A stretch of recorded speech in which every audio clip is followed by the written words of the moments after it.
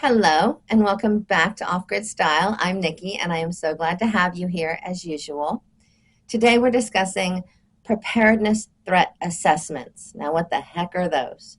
So, these are used by government entities, FEMA, people like that, to determine disaster scenarios and how they will react to those scenarios. It's kind of a what if, are we ready, and what are our plans? And that is basically the gist of a preparedness threat assessment. But how can you take what is used in communities and larger scopes of the world and bring that to yourself and your own potential SHTF situations? So that's what we're going to talk about today. Let's get started.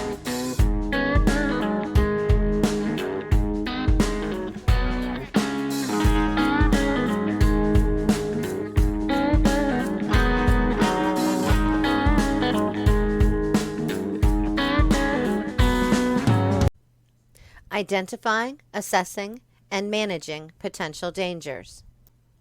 In the world of preparedness, understanding your specific threats is crucial. The threats one faces in the heartland of Middle America differ significantly from those in Tornado Alley, and this divergence necessitates tailored preparations. To be genuinely prepared for any situation, it is imperative to recognize precisely which threats are lurking, analyze how they might impact your life, and prepare for them proactively. This process is known as a threat assessment, and it empowers you to navigate challenges with poise and safeguard your loved ones. If you enjoyed this video, please consider liking, commenting, and subscribing. The 3 objectives of a threat assessment. A threat assessment serves 3 primary purposes. First, you need to identify the threats. The first step is pinpointing the most probable threats in your specific circumstances. These could be categorized into various types. Natural disasters.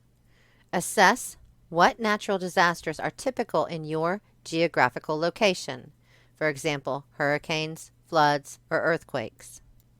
And then there are SHTF scenarios. Consider broader societal threats such as economic collapse, political instability, chemical, biological, radiological, nuclear incidents, riots, or wars. Also, you need to look at personal threats. Reflect on individual challenges like economic problems, job loss, home invasions, or debt. Security. Investigate security risks related to your area, such as gang activity, criminal behavior, or urban issues. Immediate dangers.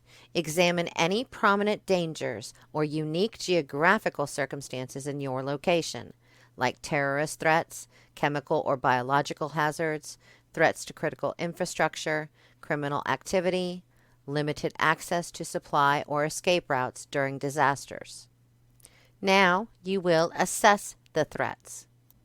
After identifying these threats, the next phase is assessing how they might affect you, your family, your property, and your overall preparedness.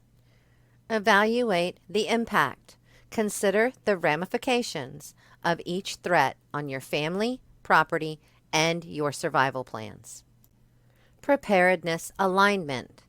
Analyze the compatibility of each threat with your overall preparedness efforts. Address weaknesses. Identify areas in your plan's security or preparedness strategy that require improvement. Protective measures. Determine what actions are necessary to safeguard yourself, your family, and your assets. Then you must manage the threats. In the final stage, you must take proactive steps to mitigate the potential threats and minimize exposure. Risk reduction. Implement strategies to reduce your risk for each specific threat. Emergency response. Develop suitable emergency response plans and risk reduction techniques for each situation. Prepared to bug out. Prepare a contingency plan for evacuation if the situation necessitates it. Gathering information.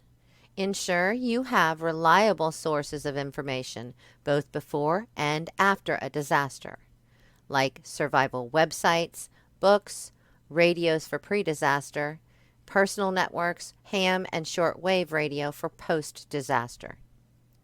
By conducting a thorough threat assessment, you will have a comprehensive understanding of your vulnerabilities, enabling you to make well-informed decisions and navigate the unexpected with resilience.